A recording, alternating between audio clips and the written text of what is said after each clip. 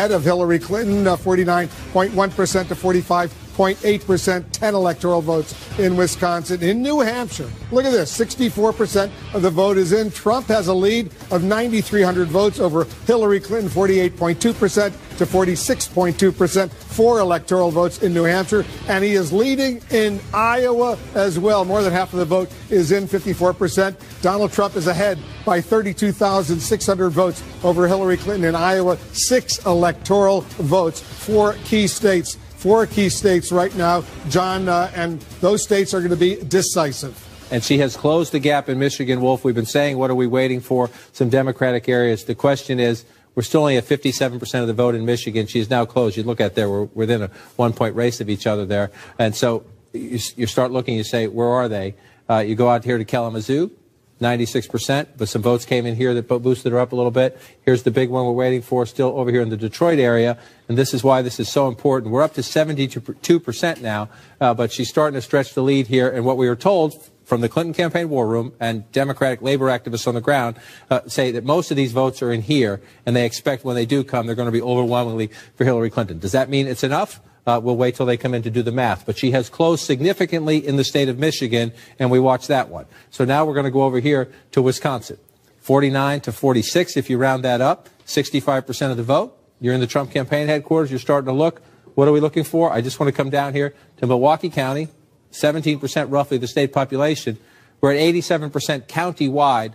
Again, what we're being told from the Clinton war room, and so that's, consider the source, but what they're telling us is there are only 15, 18 precincts from Milwaukee proper have reported there are 300 plus in the city of Milwaukee. And so they're saying that their core-based Democratic vote has not been reported yet. If it comes in and the turnout is good in big numbers, it's enough to make up some of this gap. That's Milwaukee County. We'll come back to statewide now. So they are saying that they believe it is still mathematically possible. We'll believe it when we see it, but that is what they say, and we still have votes to count. If I don't know that I trust their numbers. I'll let them spin their own numbers. But if you look at it, yes, that's conceivable. But they need to perform at near perfect levels with the remaining votes to make that up. Let's go to Nevada. I want to just check in on Nevada right now. Nevada is shaded blue at the moment. We're at 51% of the vote, 50% of the vote, excuse me. We're at 52 if you round that up to 43.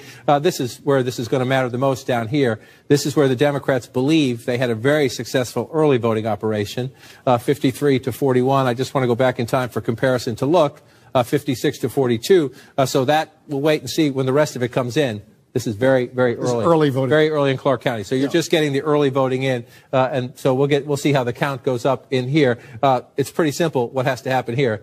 Democrats have to run it up huge here. Donald Trump has to run it up huge out here to see what happens. So we got to wait to go in Nevada. And again, right now, the country and the world are focused on Michigan and Wisconsin. We'll see what happens as we get closer to these. You know, if she can come back in Michigan where she is right now, then these smaller states, Iowa was blue earlier. Donald Trump's now leading in Iowa. That had been blue in the early count. Donald Trump has pulled ahead in Iowa. I was just in touch with a Democrat and a Republican in the state of Iowa. They're pretty confident, both of them. The Democrats discouraged by this, don't get me wrong, but that Donald Trump, they believe Donald Trump is going to win Iowa as he won Ohio. Those are the 2 states. These are 2 Obama states that Donald Trump looks like he's poised to flip. So we could come down to out here in Nevada, and we're still counting the votes in New Hampshire. It's 64%, 48 to 46. This is going to be key. We still have absolutely nothing from Nashua. It's just shy of 7% of the state population. This is a big Democratic area. If Secretary Clinton performs at or near where President Obama did, because we've seen so many examples tonight of places where she has not, in places where there are considerable Democratic votes. Let's go to Pennsylvania right now. I just want to check one more quickly over here. Out along the coast here, we have nothing. This is the Democratic area of New Hampshire, and we still have nothing. Closer to Boston. Right, and yes, closer to Boston, a liberal tradition out there. And so as you watch this right now in Trump War Room, you're happy with what you see, but we're not done in New Hampshire yet. Where to? Pennsylvania. Pennsylvania. It's a road trip with Wolf Blitzer. I like this on election nights. 80% of the vote is in. Hillary Clinton has a lead, 48.9% to Donald Trump's 47.6%. 73,000 vote lead for Hillary Clinton in Pennsylvania with 81% of the vote counted. It has closed of late. It has closed of late. There was a little time earlier tonight. I go back and forth in the map, pulled out national. There was a time where it flipped red, then went back blue within a matter of seconds as some votes get adjusted through the system. So what are you looking at here in Pennsylvania? Number one, again, here, we're up to 96% now. and she's up in that area. I told you you want to get 430, 440, 450. Right, that's critical. That's the figure that they needed. You got to be over 400,000 for the Democrat. You'd prefer to be closer to 450,000. So that's quote unquote the right number if you're a Democrat. So you get that out of Philadelphia. Then the question is, how do you perform in the populous suburbs in the collar counties? 59% there to 57%. So she's doing it percentage-wise. The question is, you look at the turnout, 90% of the vote is in there. Let's move over to Bucks County.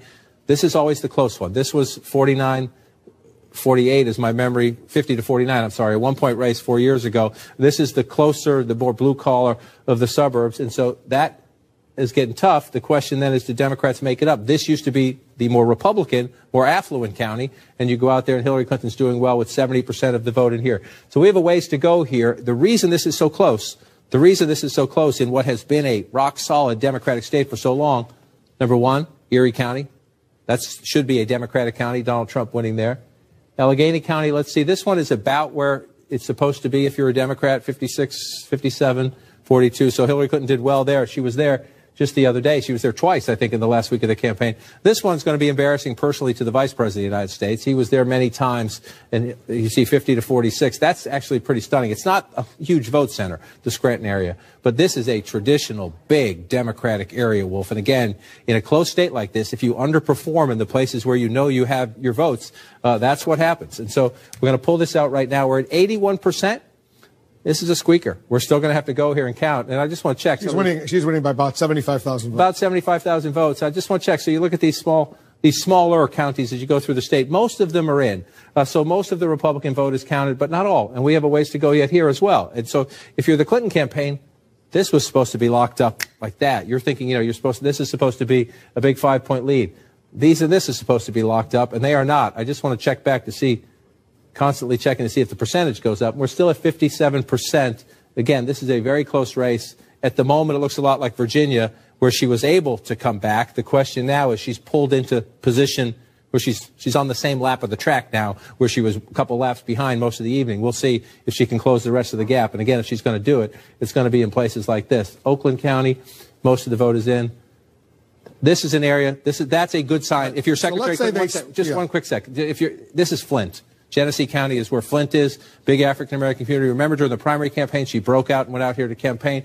This is a good sign if you're in the Clinton war room. Only 37% of the vote counted here. She thinks she's going to do better in Genesee County. All right, so let's say they split these two states. Hillary Clinton wins Michigan. Donald Trump wins Wisconsin. What's their respective road to 270? Well, here's the map where we started the night, right? And so let's see, you just said you want her winning Michigan. Let me make that blue again. And you think Donald Trump wins Wisconsin for the sake of argument. What happens there? It takes her down from where she started the night, number one. Give her North Carolina, too. Yeah, North Carolina. Donald Trump. That one has to go to Trump. Yeah. Give him North Carolina. He gets North Carolina. He gets Florida. Then we're a tie with these states that we're still looking at. The expectation is that Donald Trump will win here and that she will win here. We're not there yet, but doesn't that look sweet? 260. Yeah, exactly. 269 to 264. Give her New Hampshire. How are we doing in New Hampshire? Yeah, give her New Hampshire.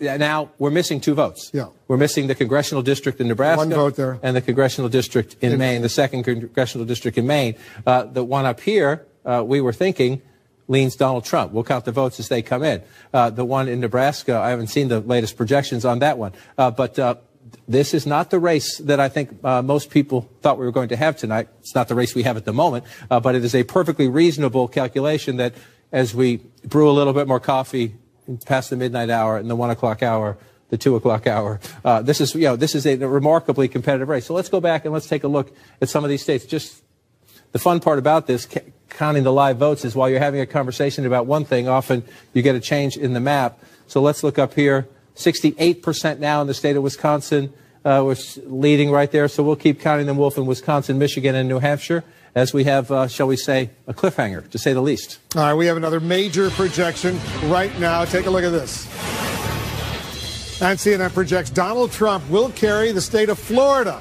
With its 29 electoral votes, Donald Trump wins Florida. A huge win for Donald Trump. That's his second home in Florida. Donald Trump will carry those 29 electoral votes. He's ahead right now with 98% of the vote in by more than 131,000 votes. A big win for Donald Trump in Florida. He predicted he would win Florida. He has won Florida. Let's take a look at the Electoral College map right now. You see Donald Trump has taken the lead. He has 216 electoral votes compared to Hillary Clinton's 197 electoral votes, 270 needed to win the White House. But it's a big, big win for Donald Trump in Florida. Jake and Dan, a lot of people didn't think that Donald Trump would be able to do it. He did it in Florida. He did. A huge prize, 29 electoral votes, where his second home is at Mar-a-Lago. And let us also just point out, when you were doing the map with John just a second ago, you were very close to having a 269 to 269 tie. That is entirely possible. It is not crazy at all. And we could go do it, but you already almost did it. If there were a 269 tie, it goes to the new House of Representatives. And the other thing, as you point out, is that there are those two states that give out electoral votes according to congressional districts. And if Donald Trump picks up that one in Maine, the Maine's second congressional district, then that's 270. And so all those trips to Maine that he made actually may end up being crucial. And we should point out, this is not over for Hillary Clinton or for Donald Trump. This is, as John said, this is a cliffhanger. We really have no idea what's going to happen here. I haven't seen a race this close since Al Gore and George W. Bush in 2000. It really could theoretically come down to one state or even one congressional district. Speaking of 2000, I think we should take a moment and talk about Florida. Because, as you said, it was something that Donald Trump said he was going to win, said he needed to win. It looks like we've projected that he has won it. And it just shows that there are big questions as to who this electorate is. Because looking at the early vote, part of the reason why Democrats were so bullish about Florida and part of the reason why Republicans were so pessimistic was because of what they saw was a big surge in the Latino vote. So at the end of the day, we'll see what that Latino vote was, particularly newly bigger Puerto Rican areas in the I-4 corridor. And if that surge really happened, and if it did, which way did they vote? Yeah. And I mean, I think it's fair to say that all these states are much closer than anybody anticipated. Let's take a look at the vote in Michigan right now, because Michigan and Wisconsin, these two states are shaping up as critical. Right now, 59% of the vote is in Michigan, and Donald Trump still maintains a lead of almost 30,000 votes over Hillary Clinton. He's got 48%. She has 47%. Still, 40% of the vote outstanding, 16 electoral votes at stake in Michigan. And let's take a look at Wisconsin right now. These are the two states that could be decisive. 70% of the vote is in. Trump still maintains a lead of almost 69,000 votes over Hillary Clinton, 49% to 45.8%. Another 10 electoral votes in Wisconsin. Let's go over to John King. John, Wisconsin and Michigan, let's talk about the best Hillary Clinton can do right now, because in the Electoral College we're talking about. In the Electoral College, you want to do the best she can do. Let's just check the results real quick. 59%, 1-point race right there. And again, we're waiting. This is all going to come down to what's left here in Wayne County. There are some other votes to come in, but this is the biggest outstanding vote total right there. We're going to watch that. Let's just check over here real quick. Up to 70% right now. This is state. You know, the Clinton campaign keeps telling us, and they tell us they're all, most of them, not all of them, they tell us most of them are here. We're up to 87%. They're telling us in essentially the center city, Milwaukee, there are a lot of precincts yet to come. We'll see that math when it comes in, but we're at 87% in the county. So when that math comes in, it has to be overwhelming to make up that. That's a big lead. So you want to do this from an Electoral College perspective. Let's come up here. And again, this is, let me refresh this map just so we get it right. This is where we started the night with projected Hillary Clinton at 268. But Donald Trump has won Florida. Donald Trump has won North Carolina. Donald Trump keeps Ohio. And so where does that get Donald Trump right now? Virginia, we're leaning. Right now, we're not done in Virginia. We leaned at Democratic coming into the night, so just leave it there for now as we go through this. Let's assume. Virginia, we called for her earlier. Virginia, we called, so she keeps that. So let's assume for the sake of argument, when we get there, we'll see if these two stay where we think they're going to end up, and we're having a night where sometimes what we expected hasn't happened. So, that's true. But let's be candid. But the early returns suggest to us that that's going to happen. Let's see what happens. That has Clinton at 274 and at 259. This has always been the challenge for Donald Trump. Can you flip a big blue? Well, at the moment, he's leading. Flip Wisconsin red. Let's see what happens. You want to flip Wisconsin red? I was going to go with Michigan, but there you go. If you do that, 269, Trump, 264, with the state of New Hampshire still out there, where he leads right now. There's a lot of Democratic votes out, so let's just play it out both ways. If she wins it, 268, 268, with 2 congressional districts we have to bring into play. That's exactly how we thought the night was going to go. If he wins it, 273, assuming he wins the state of Wisconsin, that gives him Wisconsin. Michigan, 16, that one's 10. So if they split these, how they split them is hugely significant to the Electoral College count, because the 6 will make a big difference, especially now that we expect, and these 4. I said, if you get 10 here, 4 there, we're into interesting math. So let's go back as we play out all these scenarios. Let's just go back and take a look. And so what are we curious about? Number one, we're curious about this. We're up to 70%, and we're still waiting on the same. We're waiting on Center City, Milwaukee. Let's move next door. Michigan, we're up to 60%. And this one is in a closer state here. And so, Wolf, we have Michigan, Wisconsin, New Hampshire still counting, and some others. We got a ways to go. All right, we have another projection right now. And CNN projects that Hillary Clinton will carry the state of Washington. Washington State and its 12 electoral votes will go to Hillary Clinton. She's ahead, you see, in the poll and the actual vote count in Washington State. We project all 12 electoral votes will go to Hillary Clinton in Washington State. Let's take a look at the Electoral College map, where it stands with her win in Washington State. Donald Trump still is ahead. He has 216 electoral votes. Hillary Clinton has 209 electorals. Very close, 216, 209. You need 270 to be elected president of the United States. You see all those yellow states there. Those are still the states where we have not made projections. Too early to call in those states. We're counting the numbers, watching the numbers very, very closely in those states. This is a real nail biter that's going on right now in this race for the White House. Let's go over to John King. Take a close. We have about 12 states to go, John, where we have not yet been able to make projections. And so what I do sometimes when you walk away is to try to have a little just looking ahead. This is Maine's 2nd congressional district. It's the largest portion of the state, north of my little squiggly line. That's not exact, but I looked at the House district. If you look, see, this is the House district here. It's a Republican House district. Maine splits its electoral votes by congressional district. It's a Republican district. That doesn't mean it goes Republican for president, but that's the way we thought it was going to go. And so we're looking right now as the votes. We don't know yet. We still got a lot of votes to count up here. 58% of the vote is in, and she is ahead, 48.9% to 44%.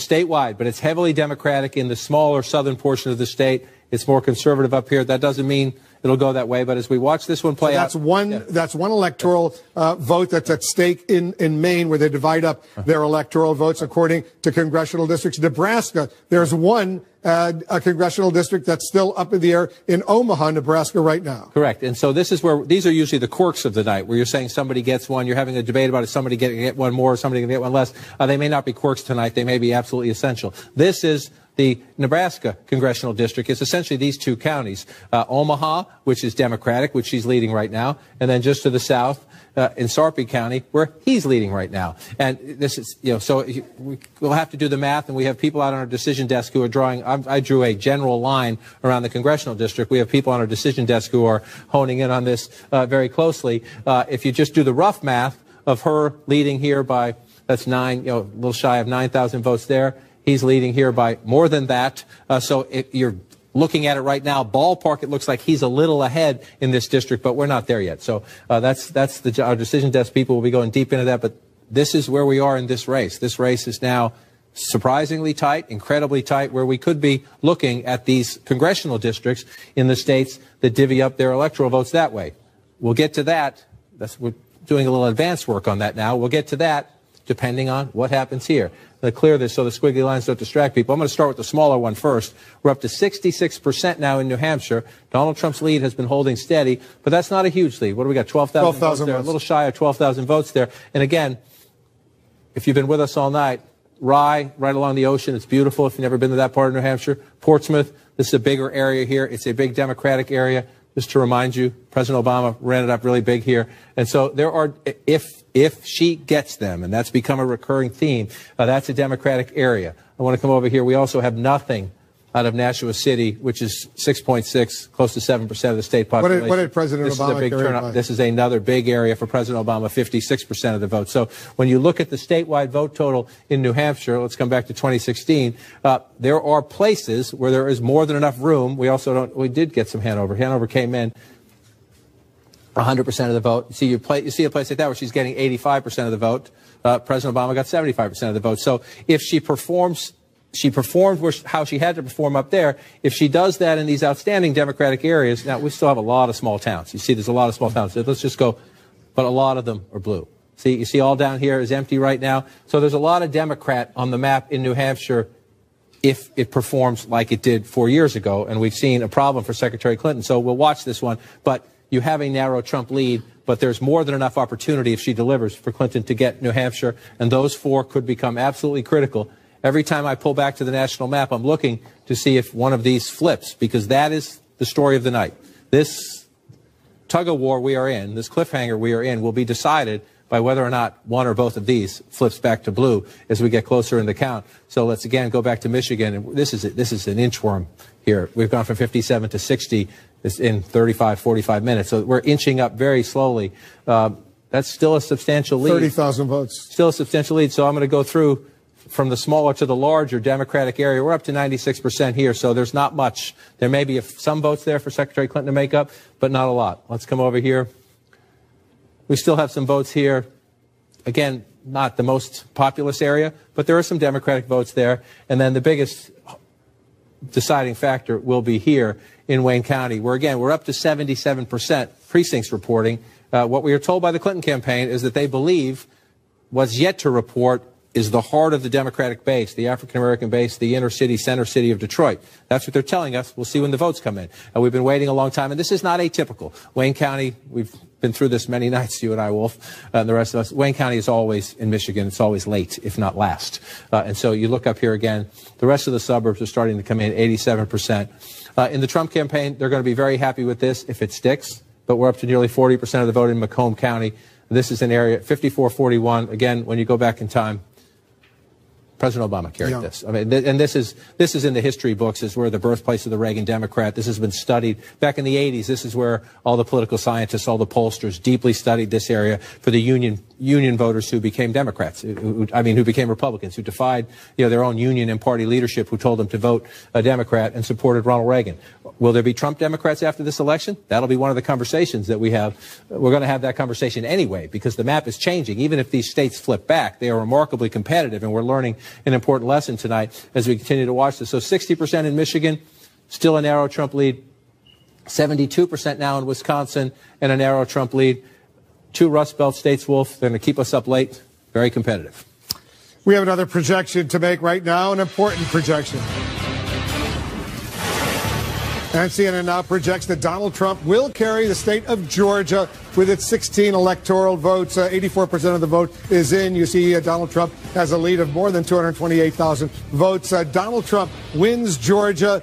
Donald Trump carries that important state. So let's take a look at where the Electoral College map stands right now. With the win in Georgia, Donald Trump is ahead. He moves closer to 270. He's got 232 electoral votes to Hillary Clinton's 209, 270. Once again, the magic number. Donald Trump carries Georgia, an important win for him. You see all those red states. Those are states that Donald Trump has carried. The blue states are the states that Hillary Clinton has carried. The yellow states, no projection yet in those states. Very, very close contest. Anderson, over to you. Well, thanks very much. We talked about this being a historic night early on, and it is certainly turning out to be that in a lot of different ways. David Axelrod, what did everybody get wrong? I mean, the polls were just wrong. Just the numbers.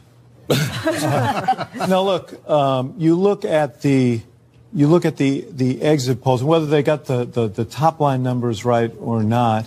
What is clear is there was a hunger for change among a lot of Americans, and those who felt strongly about, those who were angered and disenchanted with government, overwhelmingly were supporting Donald Trump, notwithstanding the fact that 2/3 of them said that they didn't think that he had the temperament or the qualifications for it. This was a primal scream on the part of a lot of voters who are disenchanted with the status quo. And Hillary Clinton,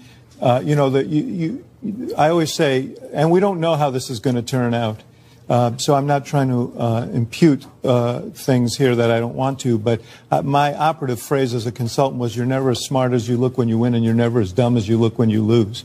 You look back now at the things that Donald Trump has been doing with his time in terms of where he's campaigned and the hammering away relentlessly at the message of Hillary Clinton as 30 years.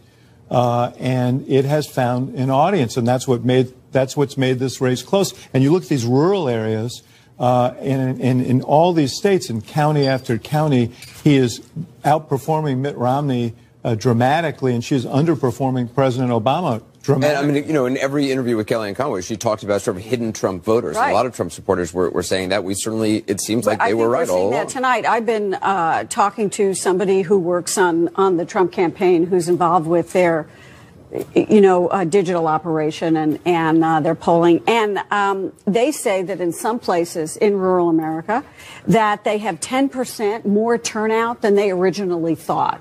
That they were saying he was going to get more, but it's even more than that. And that when you look at the exit polls and you look at the white working class voters, who are about 4 in 10 voters, and you look at voters in this country, 39% were voting for change.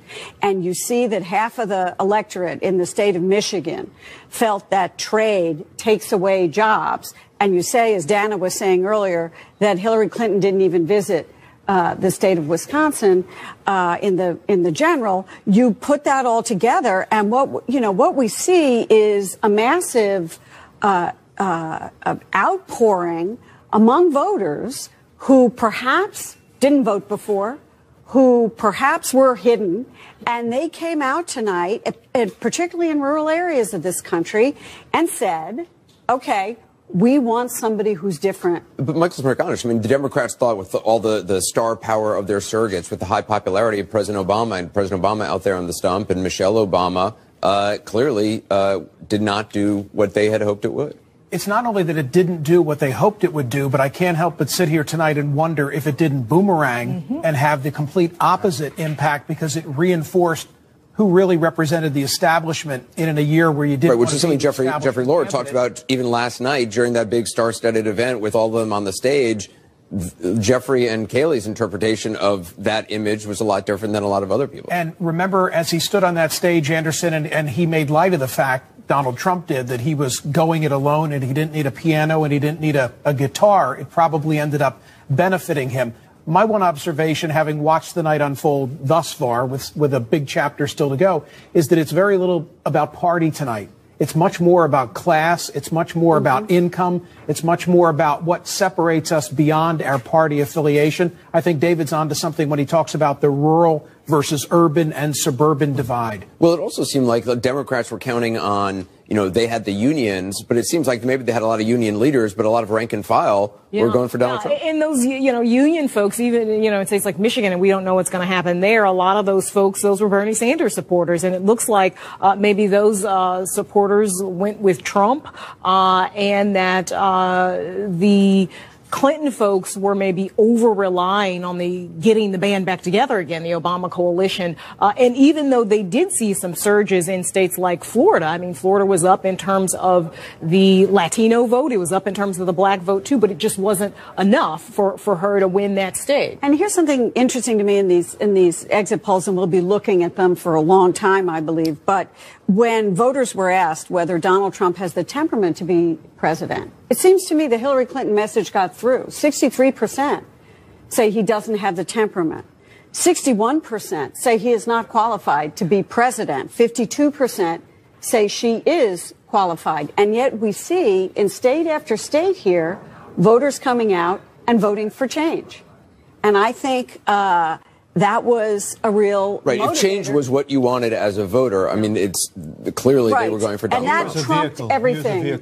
He was a very, very bright, incisive vehicle for their frustrations about the status quo. And, our friends over here have been talking about this for some time, and you can see the manifestation of it. We don't know how the story ends tonight, but this is clearly not the race people expect. Well, I want to talk to Jeffrey and Kayleigh and our other partisans, but we've got another key race alert. Wolf? All right, let's get another key race alert right now. It's a cliffhanger.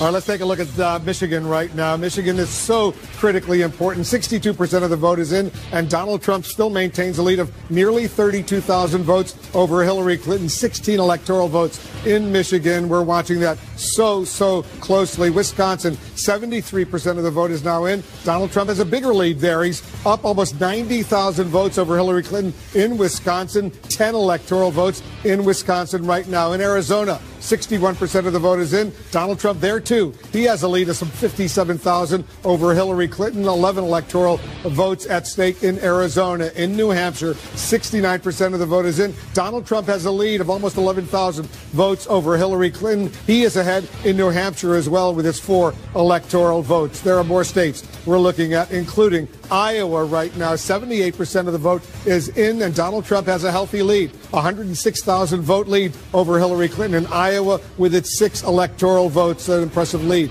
there. In Pennsylvania, 85% of the vote is in. Hillary Clinton is ahead by 40,000 votes, 48.6% to 47.8%. 20 electoral votes at stake in Pennsylvania. Hillary Clinton ahead. In Nevada, 66% of the vote is in, and Hillary Clinton has a lead there, almost 40,000 votes ahead of Donald Trump with its 6 electoral votes at stake in Nevada. Hillary Clinton is ahead. And in Utah, 31% of the vote is in. A third almost of the vote is in. Donald Trump has a lead of almost 100,000 votes over Hillary Clinton and Evan McMullin, the independent third-party candidate. So those are the latest information we're getting. Let's check in with Brianna Keeler.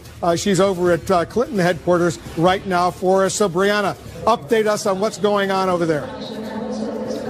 Wolf, the scene here is so different than it was a few hours ago when people were happy and relaxed. I have been looking around the room at people who are stone-faced. Some of them have been crying. We have seen people leaving the venue, including some who have been sitting on the risers behind the podium where Hillary Clinton is supposed to speak.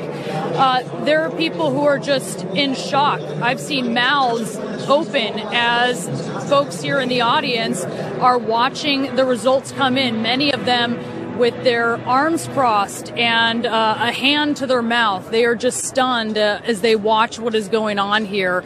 It's just been a complete reversal from what we saw a few hours ago. And what they are watching is various networks, as we're seeing these calls being made for different states. They've been monitoring, a lot of them, their iPhones, seeing certainly the projections for what is going to happen.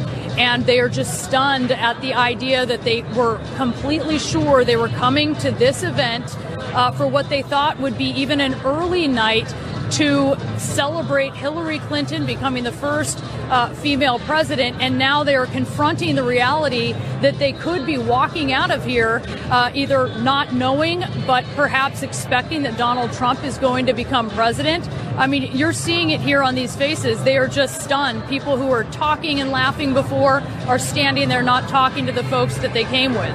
It's not over with yet. Let's see what happens in the votes, but I clearly understand the sadness that's going on over there. Jim Acosta, you're only about a mile and a half away from the Javits Center. You're at the New York Hilton Hotel. There's the ballroom behind you. That's where Donald Trump will be appearing at some point, we assume. What's the mood over there? Yeah. Well, the mood is the exact opposite of what Brianna Keeler just passed on a few moments ago. It is not over yet, you're right, Wolf, but it is starting to feel like a victory party here at Trump campaign headquarters. I can tell you that behind me, we're seeing a sea of red. Those are those red Make America Great Again hats. They're being passed out to all the supporters in the room here. And, Wolf, it's interesting as these returns are coming in throughout the night, especially in these key battleground states of Florida, North Carolina, Ohio, and so on, and Wisconsin. When that happened, the room exploded. Wolf, I will tell you that they started all sorts of chants. USA, USA, President Trump, drain the swamp. But, Wolf, one fairly disturbing chant broke out in this room, and that was "lock her up." They were starting to chant "lock her up." Of course, that is a chant referring to Hillary Clinton, her email investigation that the FBI says just recently they basically wrapped up. It's a common thing that we hear at those political rallies. But Wolf, I have to tell you, covering this campaign for about a year now, going to these rallies and seeing the enthusiasm and these large numbers of crowds that you see turning out to see Donald Trump, during the primaries, we saw that translate into success. We may be seeing that here tonight at Trump campaign headquarters. You talk to people inside the Trump campaign, they're using words like "we're dying," "we're freaking out." They are just over the moon tonight with these results. I think they've surprised themselves. Earlier today, I heard from a top official who said that it'll take a miracle for us to win. I got a text from somebody saying, "Do you believe in miracles?" Wolf. Jim Acosta over at the New York Hilton, where Donald Trump's headquarters are tonight. Let's take a look at the Electoral College map, see where it stands right now, the all-important Electoral College map. Donald Trump is ahead. He has 232 electoral votes compared to Hillary Clinton's 209 electoral votes. You need 270 to become the president of the United States. He is ahead of Hillary Clinton right now, but there are still several of those yellow states that are outstanding right now. So we'll see what happens in those states. You saw the mood at those two respective campaign headquarters, Jake. It's a very different mood at both.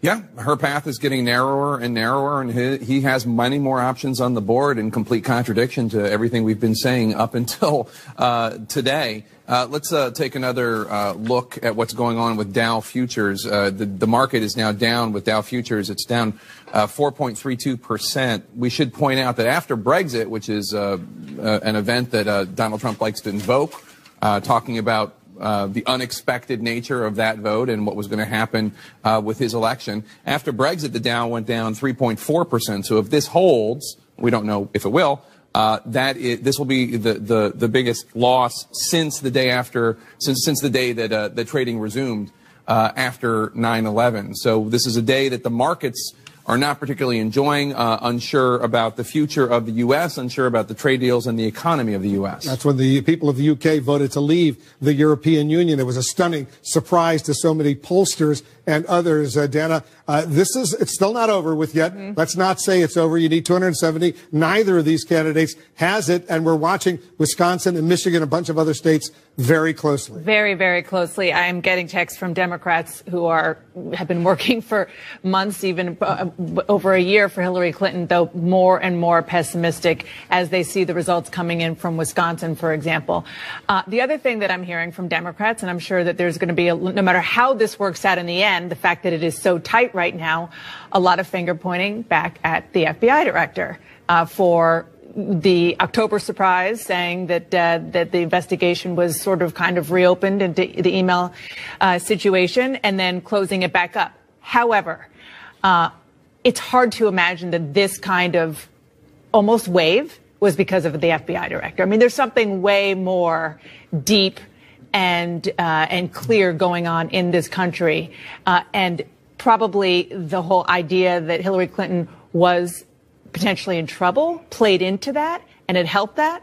But I think it's a lot more than what Democrats are saying. There's no doubt that there's a deep anger, and our early exit polls showed it. There's a deep anger in this country right now at the political establishment. So when Donald Trump keeps saying drain the swamp, he was really, Jake, reaching out to a whole bunch of people, including a lot of people probably who hadn't voted before. A lot of anger at Washington, D.C., a lot of anger at institutions, and that was a big part of Donald Trump's campaign. I think it's also worth pointing out that white working class voters are the single biggest demographic in the United States. And while many policymakers in Washington, D.C., have turned a blind eye to these individuals, especially when it comes to their economic issues, as opposed to merely social issues that might appeal to them. It makes sense that somebody who goes right after white working class voters in a way that I haven't seen a presidential nominee do in a long, long time would have some success. It's one of the reasons why a lot of Democrats argued Bernie Sanders would have been a better nominee, because he did appeal to many people in that demographic and was the same kind of outsider that Donald Trump was on that issue of trade and on the issue of Washington being broken. He stunned the world by getting the Republican presidential nomination, and now look what's going on right now. John King, let's take a closer look and see what's going on. We're following these two battleground states. All of a sudden, Wisconsin and Michigan, the two battleground states that potentially could determine the next president. If they keep going the way they're going, that Sanders-Warren primary may start tomorrow. Let's look at these states as we go through them. Wisconsin, again, this is not the way this was mapped out. Trump is ahead by 85,000 votes. 85,000 votes. You're up to 77% of the vote counted. The question now it's 89,000 votes. Can she make it up? And so here's what we're told. I want to start down here in Milwaukee County. Here's what we are told. We are told it is now 12:04 here in the east, almost 12:05. We're told at the bottom of the hour we will have results, the rest of the results in Milwaukee County. We're told there are 11 wards that we haven't seen yet, plus 60,000 absentees. So 60,000, you said the lead was close to 90,000. So is there potentially a large swath of Democratic votes coming out of Milwaukee County? We're told to expect them around the bottom of the hour. Yes. And so you hold out the math, and you're going to be hyper cautious here for a good reason. And so you say, okay, maybe. And then this is what the Clinton campaign is telling us. We're going to get a lot more out of here. And they have reason to say they're going to get a lot more out of here because they're winning lopsided. The home of the University of Wisconsin. Right, 25% of the vote to go. So if they're correct and they're about to get a very large, substantial amount of votes out of Milwaukee in 30 minutes or so, there's more votes here for them. That's why you wait and you see. However, that's fine. We'll see what that math comes in. But you start going through some of these other places. That one's 100. But you start clicking through. That's 90. 94 over here. Come down here, 71. There are still a lot of counties that Donald Trump is running up the score pretty impressively that have votes out. They're not population centers like that. There aren't as many votes. But even if she picks up 10,000, 20,000 more than that out of Milwaukee, there's still some counting to do for Donald Trump as well. And so you have to say advantage Trump as we go to the wire here. The Clinton campaign is telling us they believe in Milwaukee County, Dane County, a few other places, they can make up these votes. Other Democrats who have experience in these states who are helping the Clinton campaign but not on the payroll for the Clinton campaign are voicing a lot more skepticism. But we'll count them as we go. To the point Jake was just making, I just want to show you this. This is Brown County. This is where Green Bay is. Mitt Romney won it last time, but look at the margin. But we're going to talk about this a lot, and this is what is going to be studied after this election. So 59. Half the vote is in. Half the vote in 59-36. 50-49. I mean, this is a swing battleground, rock'em sock'em robots fight it out. Even if the Republicans win it, the Democrats win the state because they keep it close. You know, I want to quickly go to Pennsylvania because Donald Trump has just moved ahead of Hillary Clinton in the state of Pennsylvania right now. Let's take a look at the actual vote. You see it right there. Donald Trump has 2,582,000 to 2,574,000. It's about, 7,000 votes. All of a sudden, Trump is ahead of Hillary Clinton in Pennsylvania with 90% of the vote in. And we talked about that earlier, that in all this great swath of red, it comes in late sometimes, and these are smaller, more rural communities. Now, we're at 100 here now. We're at 100 here now. Let's go around. And so this may be that most of the Trump vote is in, per se, as you go through, and that certainly looks to be the case. But as these smaller counties report, the Trump number has gone up. And so yet again, we're asking the same question in another state that has been blue for most of our adult lifetimes. Can she get it back? Well, this is a plus sign for Hillary Clinton, if you will. If you're in the Democratic war room, you only have 25% of the vote counted in Allegheny County, and you're winning by a pretty sizable margin. And that one, I think, is roughly consistent, 57 for President Obama, 56.5. So if you're the Clinton campaign, you're alarmed. Donald Trump is leading you in Michigan and Wisconsin. He just passed you in Pennsylvania. That is a recipe for a wipeout, and a surprising wipeout. But there are still some Democratic votes out here, Wolf, and we'll watch if Pennsylvania, like Florida, starts to seesaw a bit. We have another major projection coming in right now. CNN projects Donald Trump will win the state of Iowa with its 6 electoral votes. Donald Trump will carry Iowa. He's ahead right now with 84% of the vote in by 136,000 votes right now. Iowa, 6 electoral votes goes to Donald Trump. Let's take a look at the Electoral College map. With this win in Iowa, Donald Trump expands his lead over Hillary Clinton. He has now 238 electoral votes to her 209 electoral votes. You need 270 to win the White House. Donald Trump inching closer and closer. Let's go back to John King as we watch that. Iowa all of a sudden is going to Donald Trump. But remember, that was not all that unexpected. It's Wisconsin and Michigan that are very unexpected. Not all that unexpected, but to the point we've been having all night. Are we rewriting America's electoral college map tonight? Is this a one-race rewriting of the map? We won't know the answer for some time, but significant that as President Obama prepares to move out of the White House, the state that launched his political career just voted for Donald Trump. Once a cheerleader for the birther movement, now the Republican nominee for president, and on the verge of being the president-elect of the United States if trendline continues. So you see that as we write the history books about this campaign, the fact that Iowa switched, there will be criticism of Hillary Clinton. It's a very competitive state. Why couldn't you have kept it in your camp there? This is one of the things we will go through. But let's go back to where we were just a minute ago, because Pennsylvania now has joined Wisconsin and Michigan on the watch list for Democrats, on the emergency room list for Democrats. You see that lead right there. 11,000 votes. And again, as you go through all this, it is stunning when you see what is happening, and largely, as Jake was just talking about, in these white working class areas. So you start right here, and you're in the vice president's hometown here. It's 50% for Hillary Clinton. This was blowout territory, right? Now you could say that's because Joe Biden was on the ballot, right? So then you go next door here, Luzerne County. It's a small county. It's not, it's not a huge population center. 58, 59% there for Donald Trump. The president won this with 52%. You're finding these counties all across the country, even in states Clinton is winning. We find them in Virginia, a state that she narrowly won. You're finding this more and more. And so you're looking at the map right now. And so this is 4 years ago. It's a lot more red, right? I'm going to move it over a little bit so you can see it. Especially, look in here. Look right in here. You've got some blue here. You've got red tonight. And it's not just the red. When you look at this here, just come into Reading, 53-42, 50-49. And so you have Trump is overperforming Romney, Clinton underperforming President Obama in a lot of these places that you would associate with blue-collar, white, working-class voters. We're not done here. When you come back to 2016, we're not done. And so there's still a chance for Clinton to come back here. But the fact, again, Pennsylvania, one of the solid states in that blue wall, the states Democrats have won in every presidential election since 1992, 242 electoral votes. This is one of them. Donald Trump leads at the moment. This is one of them. Donald Trump leads at the moment. This is one of them. Donald Trump leads at the moment. And so the Democrats are having a conversation. The Democrats have been celebrating for years, since all during the Obama presidency, their ability to win in these Sun Belt states, to change states like Nevada, to change states like Colorado, to change states like Virginia. They've been celebrating that for 8 years. Well, they're having headaches tonight. And take a look at this, Judge. On the national vote, right. Donald Trump is ahead nationally by more than 1 million votes. He's got 48.3% to Hillary Clinton's 47.2%. So he's getting more votes nationally right now than Hillary Clinton is. And I just want to check to see what the count is out here, because this is the key for Clinton in trying to come back in the popular vote now, the big California, we're at 27% of the vote there. We'll have to watch as that plays out. But Donald Trump is running it up. You can look at the national vote. You can look at these key Democratic states. I'm going to go back to tiny New Hampshire just to see where we are.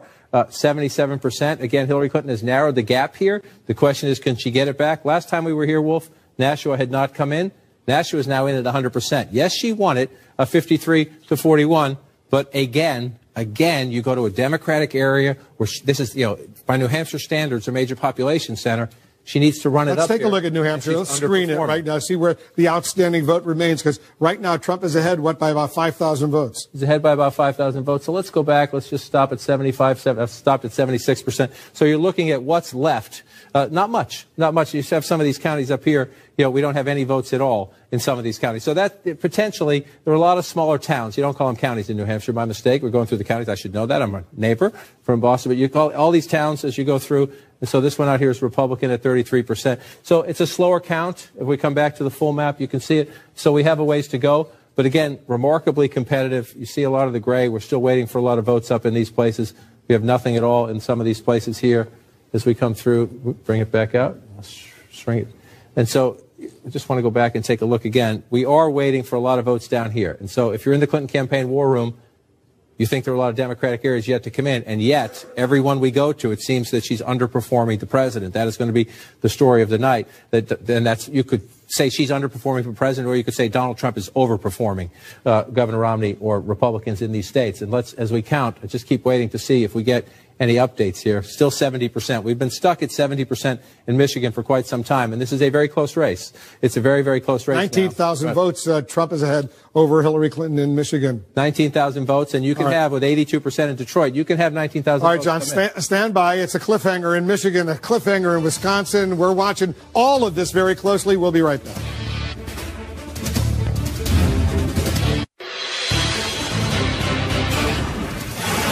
Well, let's update you with a key race alert right now. Let's start off in Michigan. Michigan, 70% of the vote is in. Donald Trump maintains his lead. He's got a lead of 23,000 plus votes over Hillary Clinton. 16 electoral votes at stake in Michigan. In Wisconsin, 78% of the vote is in. He's got a better lead there. 92,000 vote lead over Hillary Clinton. 10 electoral votes in the state of Wisconsin. In Arizona, Trump has the lead. 63% of the vote is in. He's up by 50, almost 59,000. There he's gone over 59,000 vote lead over Hillary Clinton. In the state of Arizona, there are 11 electoral votes in Arizona. In New Hampshire, 77% of the vote is now in, and Donald Trump maintains his lead of more than 5,000 votes over Hillary Clinton. It's close, but he's still got the lead. You see it to 47.9% to 47%. 4 electoral votes in New Hampshire. They could be critically important. Let's take a look at some of the other states right now. In Utah, Trump is ahead. A third of the vote is now in. He's ahead by more than 100,000 votes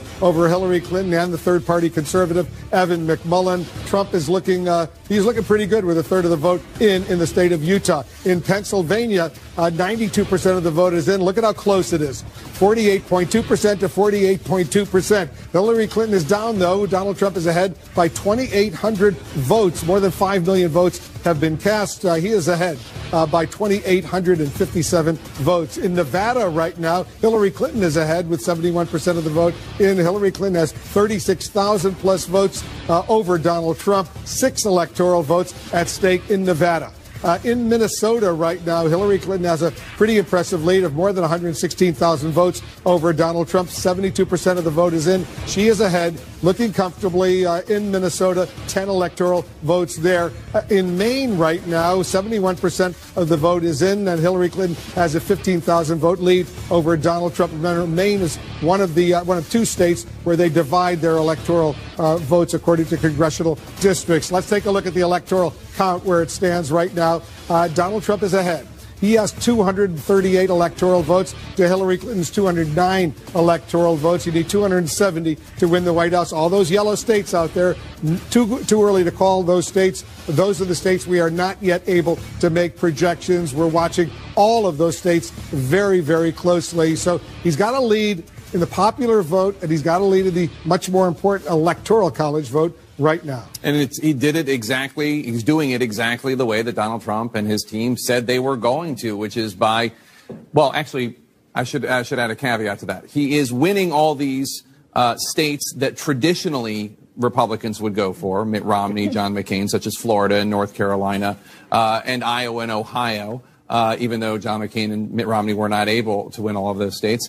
But he is also seemingly at least giving a run for her money in the Rust Belt states that originally was what Donald Trump said he was going to do in order to win the presidency. So he's actually doing both. He's redrawing the map. He's taking the states that the Republicans traditionally pursue, North Carolina, Florida, Ohio, and giving her a run for her money in Pennsylvania. And also, on top of that, going after the Rust Belt states where there are all these voters who are convinced that trade has been horrible for their communities.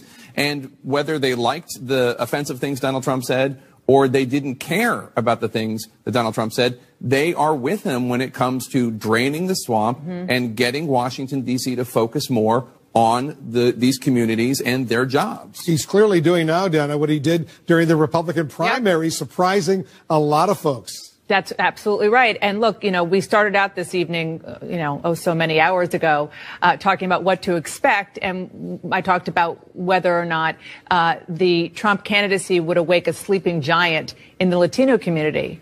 Well, as we're looking at these numbers, the sleeping giant that seems to be waking up are white working class Americans. Let me interrupt, Jake. Take a look at your home state of Pennsylvania right now. Look at Donald Trump has just gone ahead by 2,409 votes over Hillary Clinton with 92% of the vote in. They both have 48.2%, but he is now ahead by 2,400 plus votes over Hillary Clinton. In your state, or the Commonwealth, as we should call the Commonwealth it, of Pennsylvania. And let me just, I don't know how many people remember this, but when I went to some of my old haunts in South Philadelphia during the Democratic convention, which was in Philadelphia, that's how important they thought Pennsylvania was, how important they thought Philadelphia was.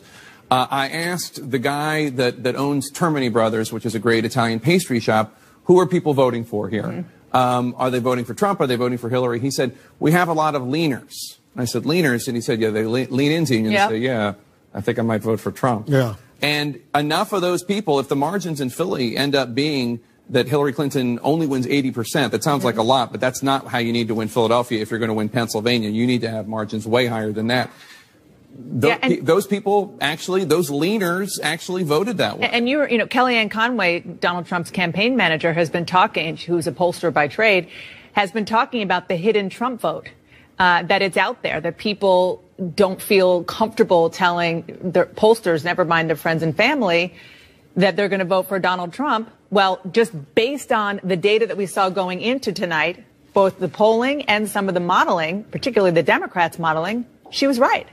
Yeah, that there was a hidden Trump vote. Now, whether people weren't telling pollsters or whether pollsters were just not anticipating the turnout that we've seen. Yep. One of the other things that's interesting is there are obviously millions of Americans who voted for Barack Obama in 2012 and voted for Donald Trump today, which is a fascinating thing given that Donald Trump is running as the anti-Obama in almost every possible way. He's ahead of the popular vote nationwide. That's right.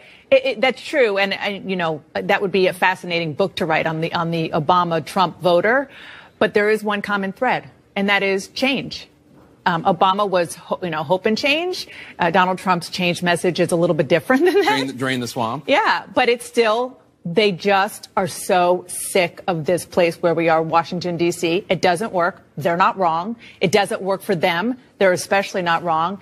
And you know what? Donald Trump, with all of his, flaws, every candidate has flaws, he's not one of them, and he can do things differently. Now, as we talk about this, we're talking about just the states where he's won and has surprised people, never mind the states where he is giving Hillary Clinton a run for her money that she didn't expect, especially a place like Wisconsin, which has seen job loss, and a place that has not come back as rapidly as other states. It's really Michigan too. And Michigan too. It's just remarkable because, I don't think we can overstate this. Not only Democrats and the Clinton campaign, not only pollsters and the mainstream media, but Republicans did not anticipate that this night was going to be this way.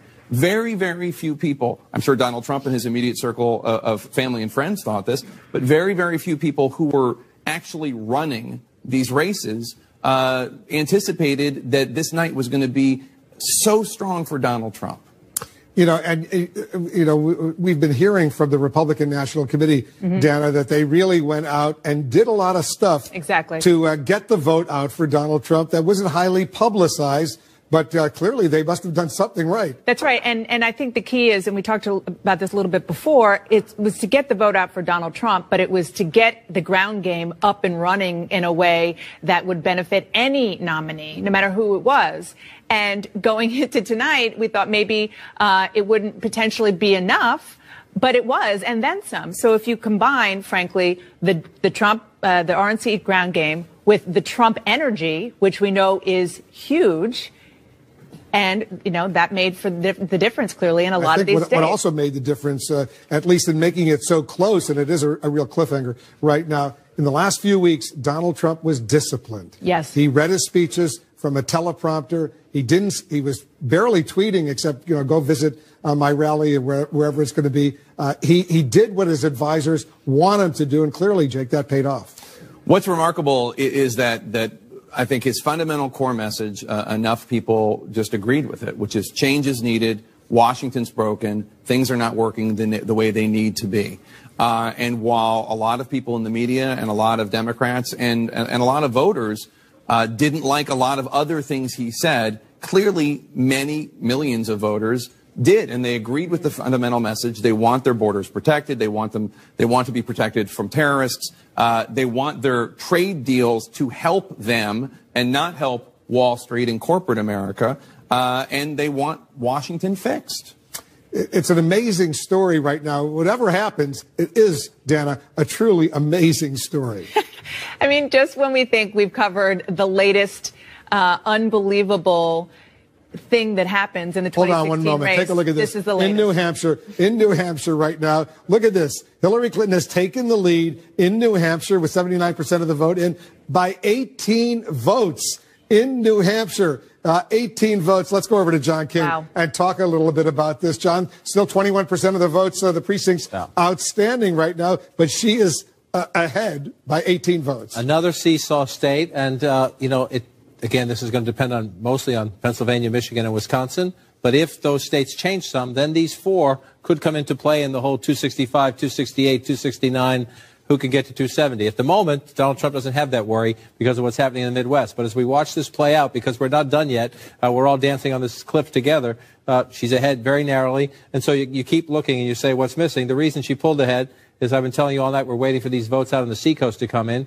Portsmouth came in. They're all in. That's important to note. They're all in. But when they came in, she's now ahead by 200 votes. The race started to swing when those votes came in, and we're still waiting. It's 80% of the vote is in, but we got a lot of small towns still to report to us. And again, if you go back in time and look, watch how the map changes when I do this. What's missing is a lot of blue. If the state performs as it did in 2012. And we're not seeing that tonight in a lot of places. So this is a state the Clinton campaign knows very well. She has a history here. We'll see if in this state she can keep this very tiny lead that she has right now. And again, these four could become absolutely critical.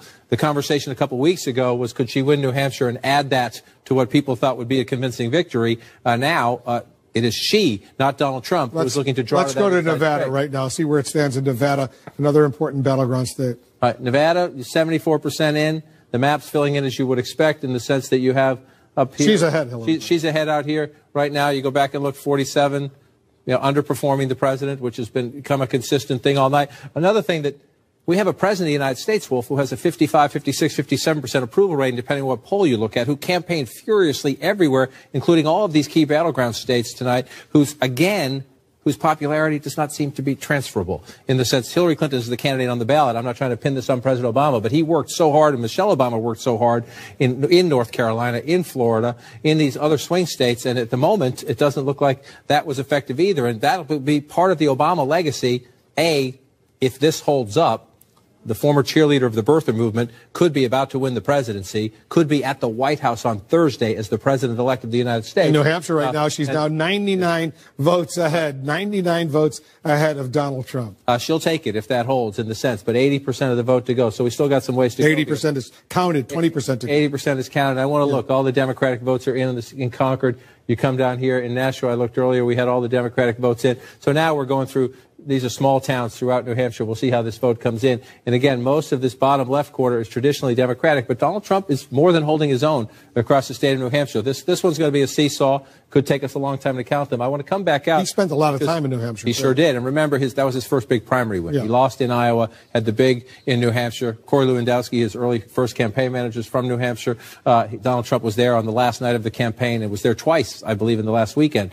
So Donald Trump has a history in New Hampshire, and that will be one of the stories of this campaign. In the states where he campaigned hard and had a personal relationship, he's doing well. This one, very, very close. It was closer a few minutes ago. Trump has stretched that lead a little bit, but we're within a percentage point. He just did it again. So it's a full 1-point lead now at 74%.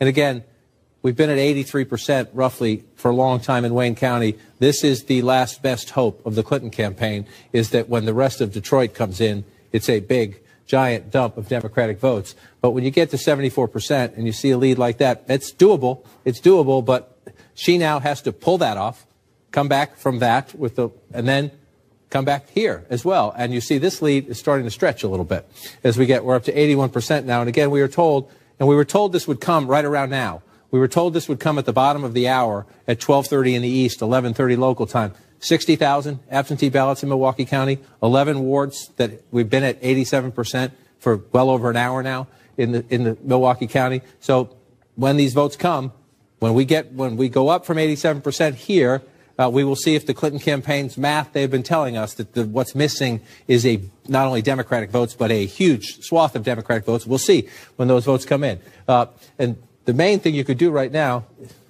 is just sit back and watch those three. Pennsylvania, Michigan, well, let's Wisconsin. go to Pennsylvania right now. They stay red.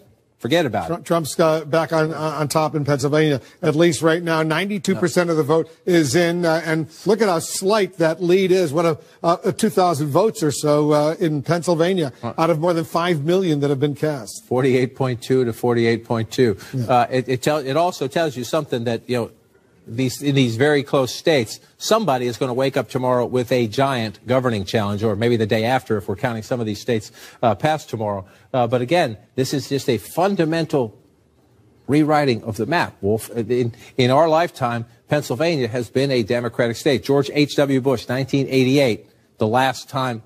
The last last Republican to win that state. That also happens to be the last time a party that had a two-term presidency held office. That was part of Hillary Clinton. We just saw on your map, New Hampshire went red again. That means Donald Trump has now taken the lead. He's up by what, 15? 15 votes. Votes 15 in votes. New Hampshire right now. And again, we're laughing about this. The presidency could hinge on this, but you're going through a lot of these small towns where it's a very small, tiny amount of votes when they come in. We still have nothing in Sandwich, New Hampshire, for example. But you just pop up to the next one. You have these small towns. It's 150 to 99. So you'll see these swings when a town reports of 20, 30, 40, 50 votes. As we come up, we're at 81%, and we're going to count the rest of this one. And this is just stunning. It is stunning, and this is the most stunning. Again, a lot of people laughed at the Trump campaign when they said our path to the presidency was the Rust Belt, thinking that 1988, even longer than that. They made a run in Minnesota. Minnesota's going to hold for the Democrats, but a lot of people laughed at them. A lot of people even think it's with the dysfunction, as Dana noted earlier, the governor of Ohio not on your side. 52% of the vote. He needed to win Ohio. He won Ohio. 52% of the vote. He won Ohio. Now we're gonna wait on these ones. We're gonna wait on this one, and we are in exactly the opposite position that we thought a couple of weeks ago we were going to be in. We thought at Trump campaign headquarters they would be sitting there trying to draw to an inside straight, trying to literally lightning strike it. We're talking about Powerball odds. Donald Trump, Pennsylvania, Michigan, Wisconsin. Well, look at that. Pennsylvania, Michigan, Wisconsin. We're not done yet. But the fact that, let's just check it, 92%, 48.2 to 48.2. We're talking about a tiny amount of votes. Let's just look around a little bit here and see what we're missing. 62% of the vote here, so Hillary Clinton with a big lead. So potentially some Democratic votes here. Let's come back in. Center City, Philadelphia is mostly in, and so 98% of the vote is in here. So there's not much to get there. This is the biggest area. And mathematically, that's about the number they said they thought they needed. 450,000 plus. But what they're seeing is, and she's actually, the story of Pennsylvania is almost always turnout in Philadelphia and then the collar counties. Hillary Clinton's not, percentage-wise, not doing that horribly. She's actually performing about right, if you will, for a Democratic model. But she is getting swamped out here in these rural counties where you have not only Donald Trump winning these counties, but winning them. Some of them won by Obama. Some of them he's overperforming Romney, and substantially so, Wolf. We have another major projection right now. CNN now projects that Hillary Clinton will carry the state of Nevada with its 6 electoral votes. Hillary Clinton wins in Nevada. 74% of the vote is in. She's got a 32,000 plus vote lead. She carries Nevada. Take a look at the count for the electoral college map right now. Trump has 238 votes. Hillary Clinton has 215. You need 270. We're still waiting on the Rust Belt to come in. We'll take a quick break. We'll be right back.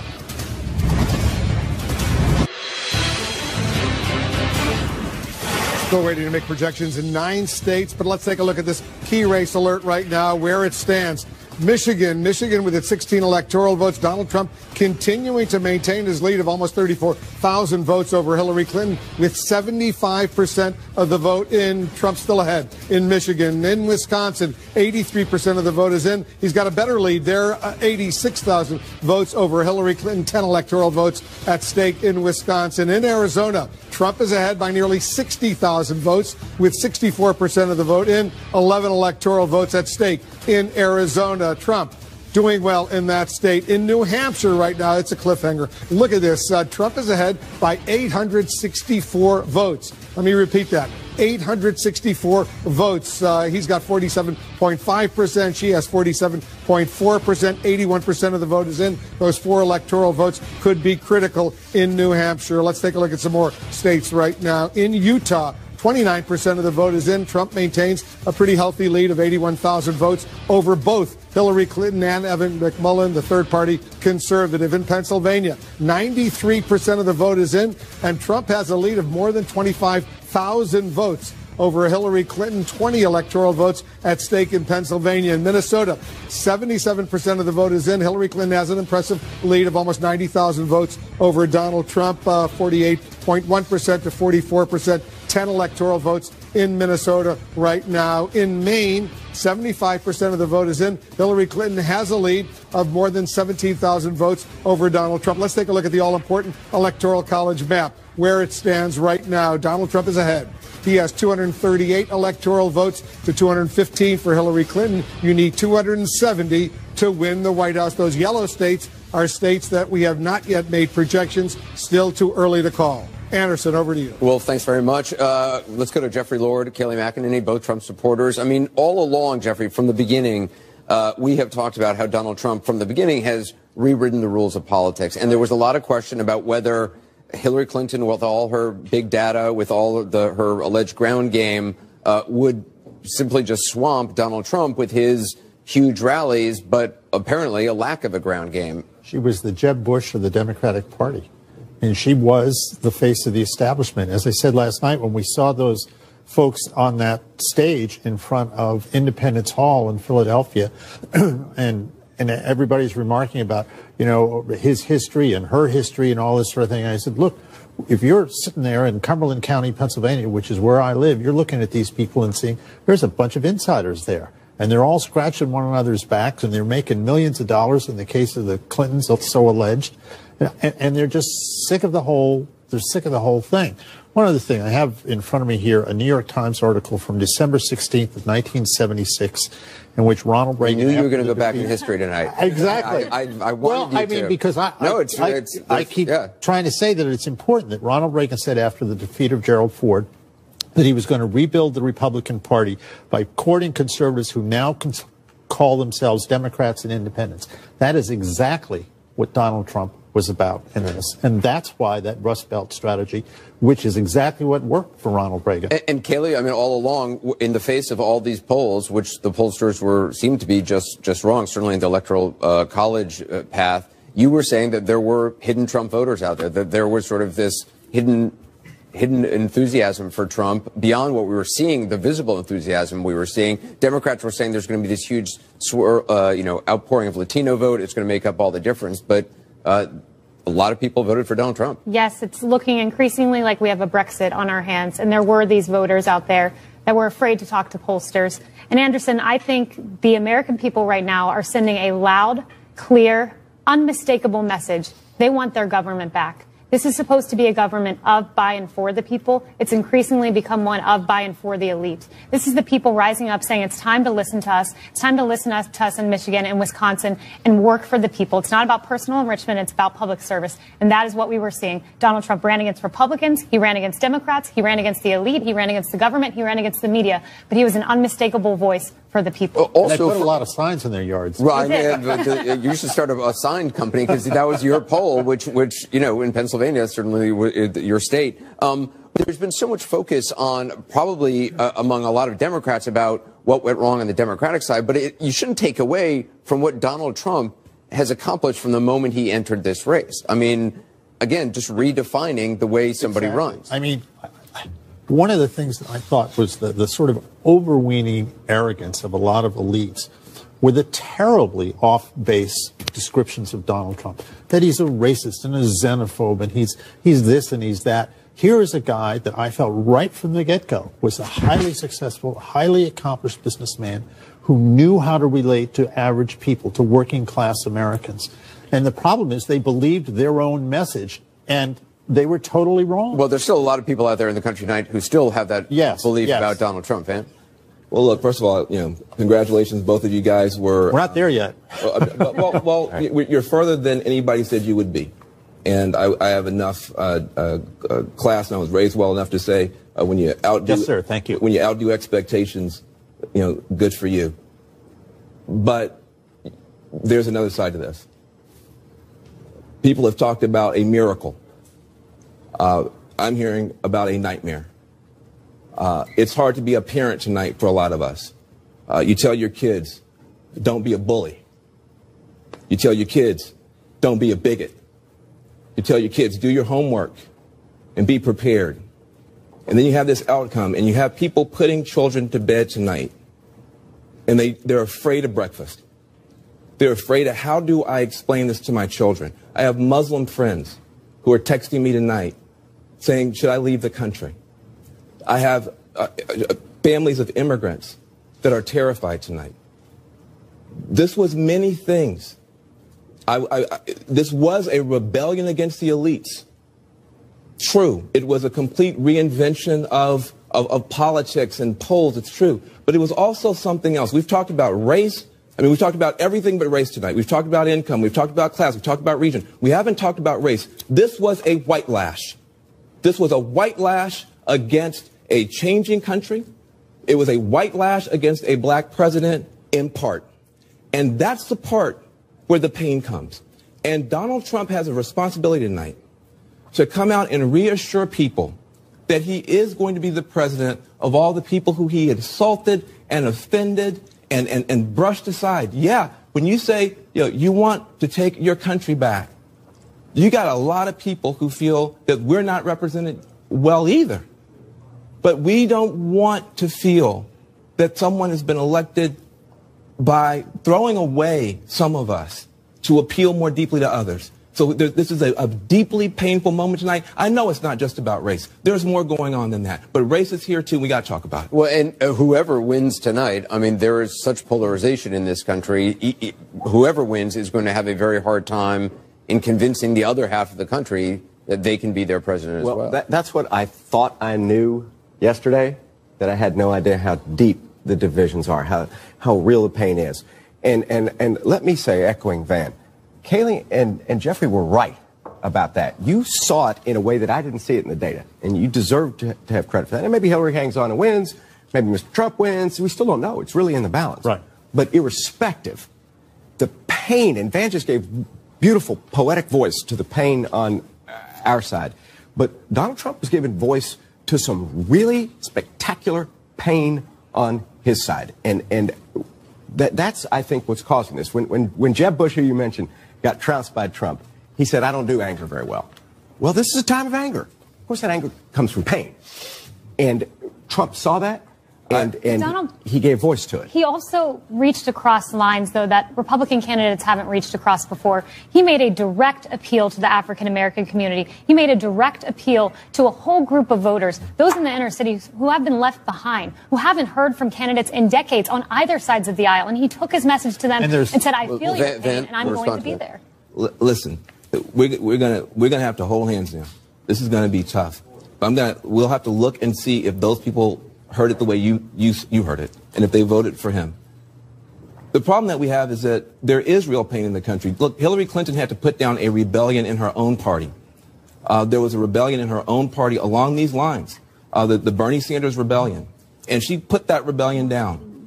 And she was able to co-opt and pull some of it, but there was still heartburn and rug burn there. There's healing that has to happen in the Democratic Party. And there has to be a real conversation about what happened in that primary. And there's pain, economic pain in your party. But you do yourself a disservice, and I don't want either of you to be naive. There are people in your party for whom this was also a vote against political correctness, which for some of them means a vote against these others. And we're going to need your help to heal that. And if I can't acknowledge the elitism in my party, and you can't acknowledge some of the bigotry in your party, we're never going to get there. Donald Trump's going to be a voice for all the people. He said that from day one. He will make it his first objective to bring people together. I have not the slightest doubt about it. I mean, he said it, but I certainly believe him. I mean, I've seen that in him all along. We're going to have to work together. But let's bring in the other side as well. I just want to talk about some of the things that we watched tonight. We saw lower African American turnout, Van. I mean, you were seeing that. We also saw that 65% of Latinos voted for Hillary Clinton, but 29% voted for Donald Trump. That is more than Mitt Romney got. So you have to think about that.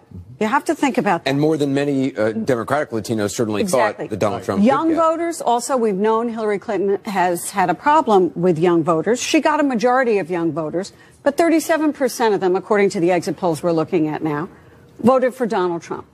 Now, when I've been talking to some Democratic strategists who are pro-Clinton this evening, They blamed what's going on this evening, and again, we don't know the result, but they blamed the closeness of the race, let me put it that way, on two things. On the Comey interference a couple weeks ago, and on the third-party candidates. And I've been communicating with them saying that's not enough.